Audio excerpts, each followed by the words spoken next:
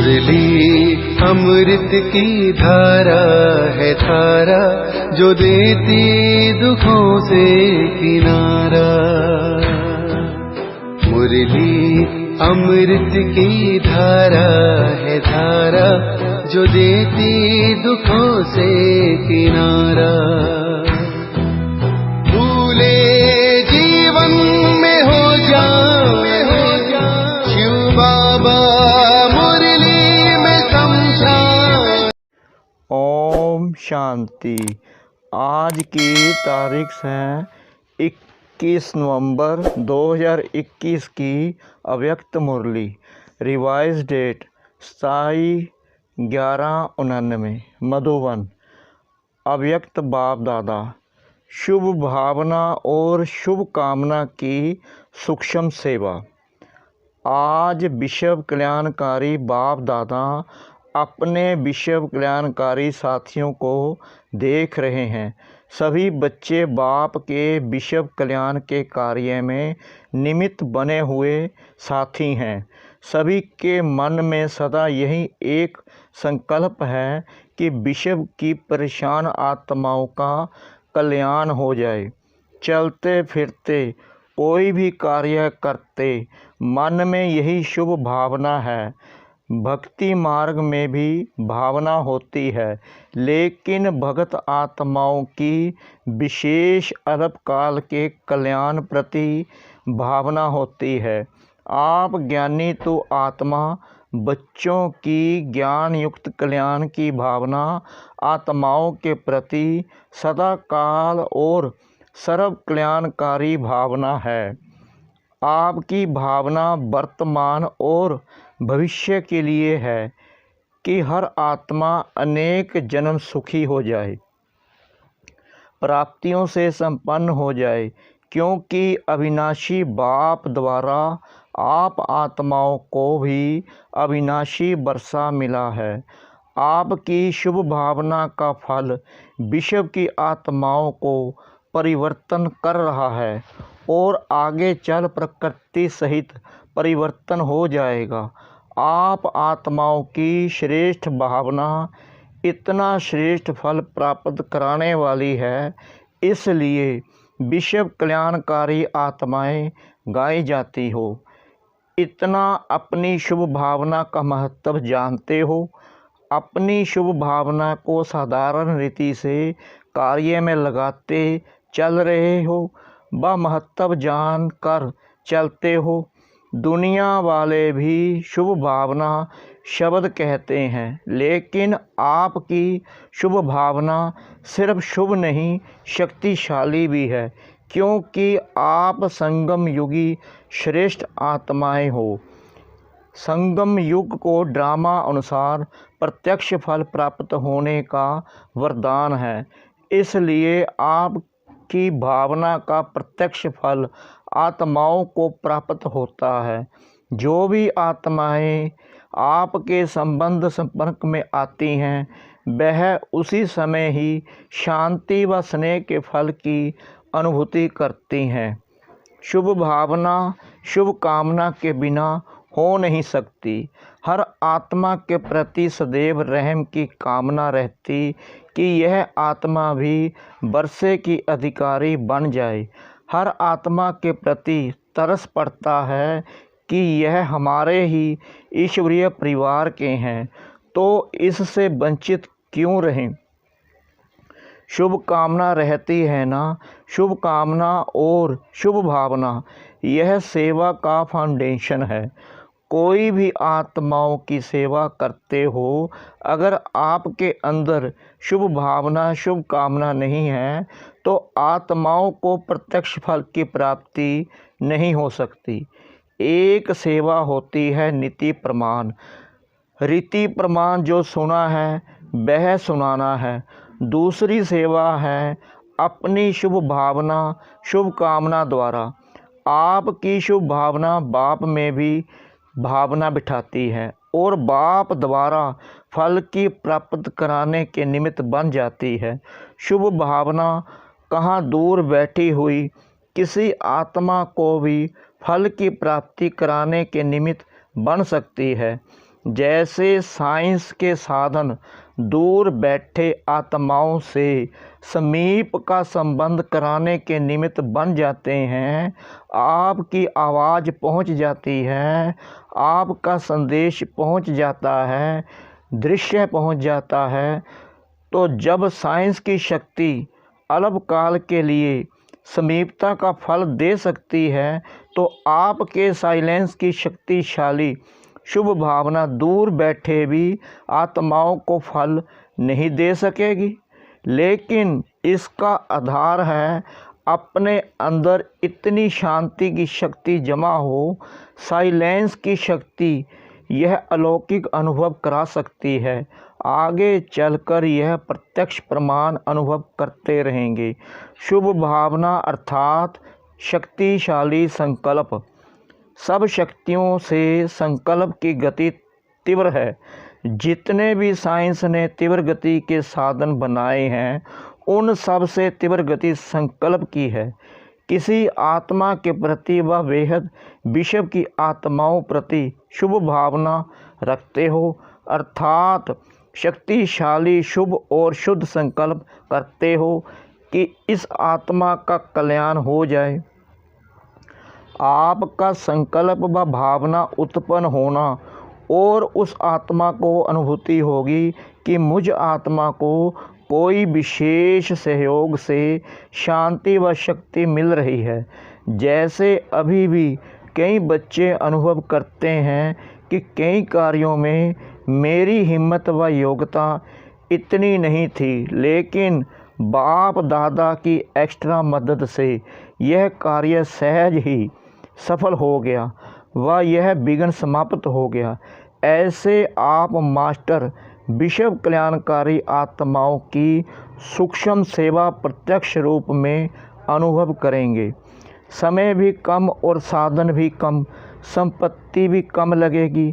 इसके लिए मन और बुद्धि सदा फ्री चाहिए। छोटी छोटी बातों में मन और बुद्धि को बिजी बहुत रखते हो, इसलिए सेवा के सूक्ष्म गति की लाइन क्लियर नहीं रहती है। साधारण बातों में भी अपने मन और बुद्धि की लाइन को इंगेज बहुत रखते हो, इसलिए यह सूक्ष्म सेवा तीव्र गति से नहीं चल रही है। इसके लिए विशेष अटेंशन, एकांत और एकाग्रता।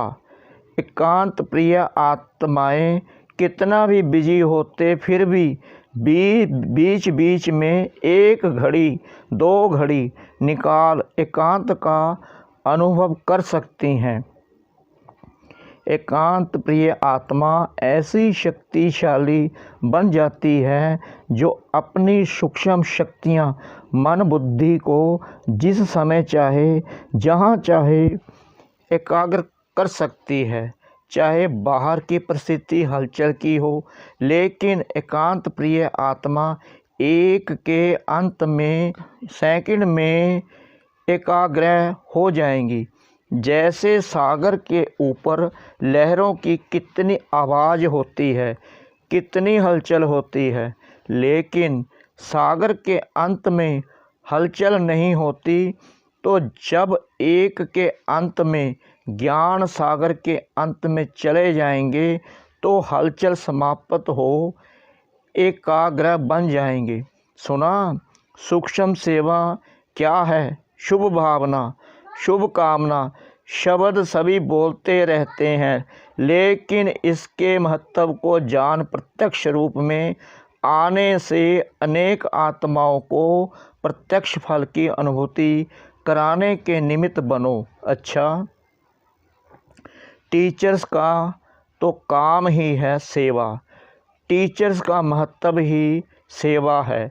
अगर सेवा का प्रत्यक्ष प्रमाण नहीं दिखाई देता तो उसको योग्य टीचर की लिस्ट में गिनती नहीं किया जाता। टीचर की महानता सेवा हुई ना, तो सेवा का महीन रूप सुनाया। मुख की सेवा तो करते रहते हो, लेकिन मुख और मन के शुभ भावना की सेवा साथ साथ हो। बोल और भावना डबल काम करेंगे।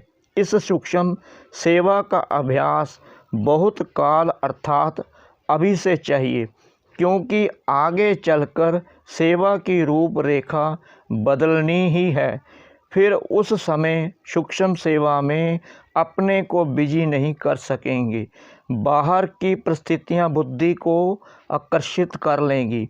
रिजल्ट क्या होगी? याद और सेवा का बैलेंस नहीं रख सकेंगे। इसलिए अभी से अपने मन बुद्धि के सेवा की लाइन को चेक करो। टीचर्स को चेक करना तो आता है ना। टीचर्स औरों को सिखाती हैं तो ज़रूर स्वयं जानती हैं, तब तो सिखाती हैं ना। सभी योग्य टीचर्स होना।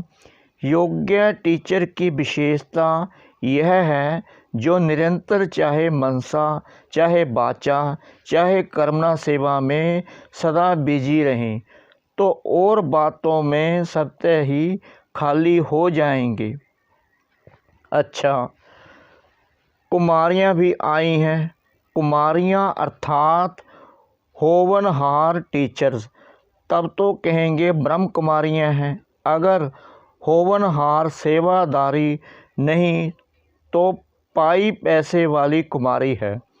कुमारियाँ क्या करती हैं? नौकरी की टोकरी उठाती हैं ना, पाई पैसे के पीछे।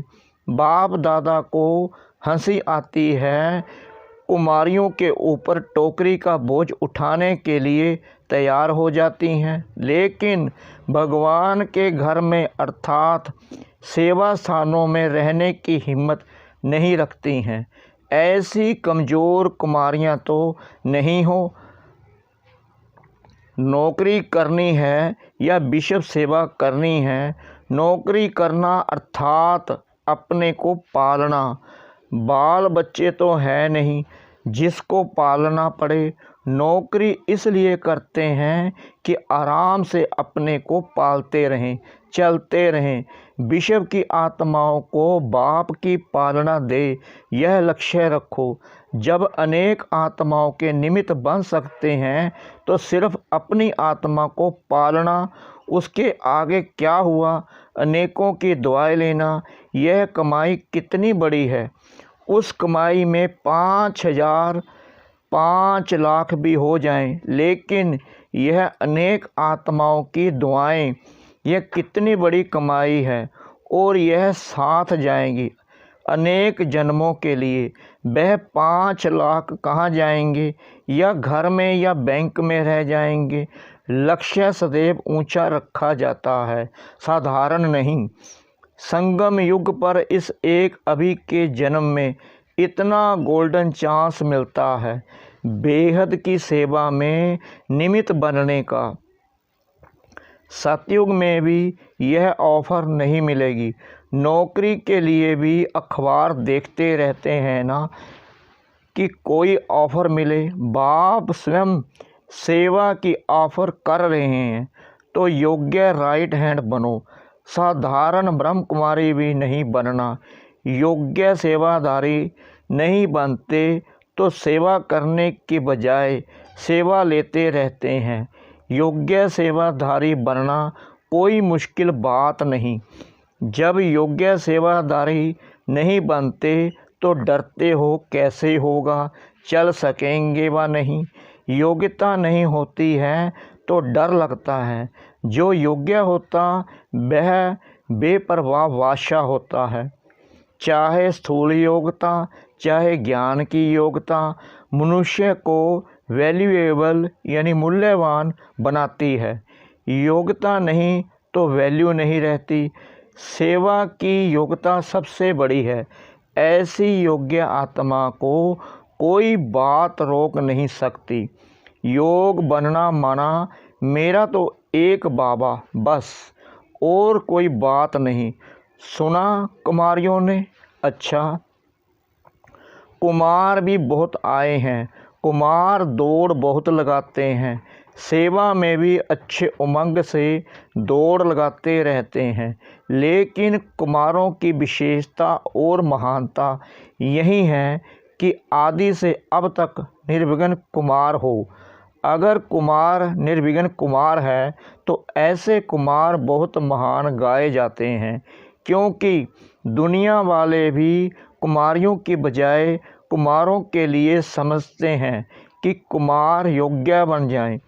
यह मुश्किल है, लेकिन कुमार ही बिशप को चैलेंज करें कि आप तो असंभव कहते हो, लेकिन हम निर्विघ्न कुमार हैं।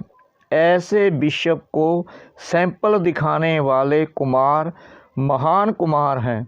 बाप दादा ऐसे कुमारों को सदा ही दिल से मुबारक देते हैं, समझा। अभी अभी बहुत अच्छे, अभी अभी कोई विघ्न आया तो नीचे ऊपर हो गए, ऐसे नहीं। कुमार अर्थात ना तो समस्या बनना है और ना समस्या में हार खानी है।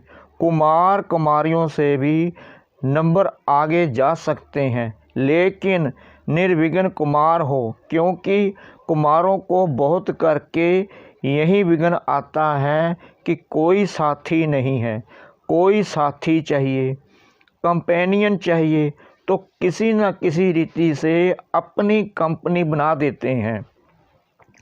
कोई कोई कुमार तो कंपेनियन भी बना देते हैं और कोई कंपनी में आते हैं, बातचीत करना, बैठना, फिर कंपेनियन बनाने का भी संकल्प आता है।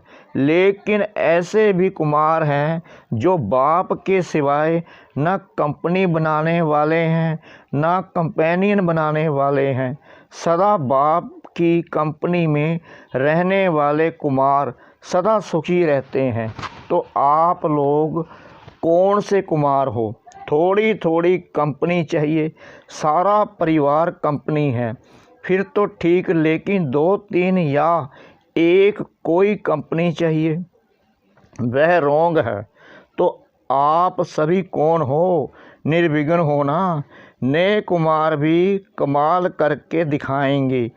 आखिर तो बिशप को अपने आगे, बाप के आगे झुकाना तो है ना। तो यह कुमारों की कमाल बिशप को झुकाएगी। बिशप आपके गुण गायन करेगा कि कमाल है कुमारों की।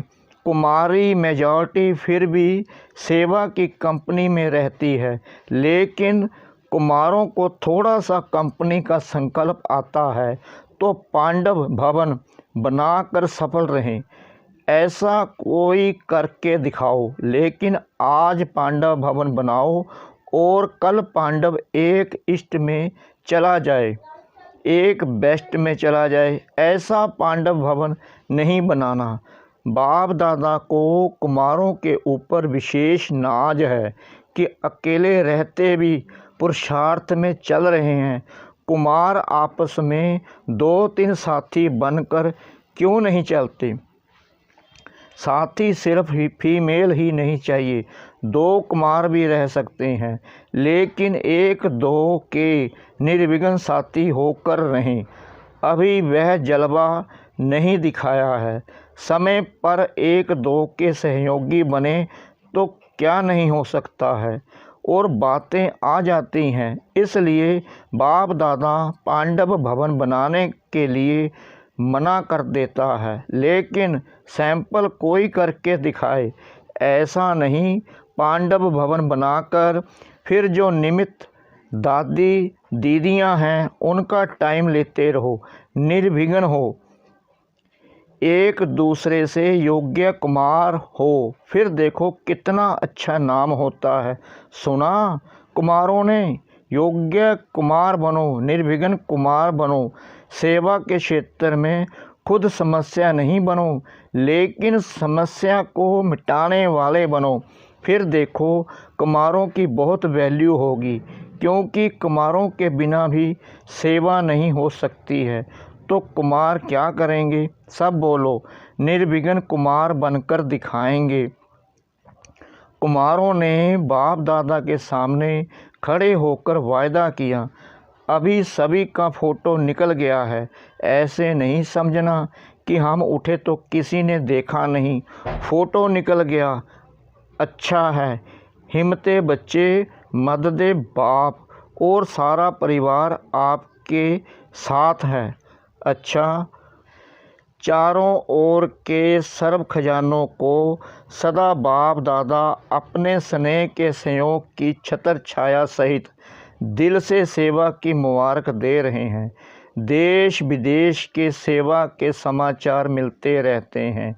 हर एक बच्चा अपने दिल का सच्चा समाचार भी देते रहते हैं।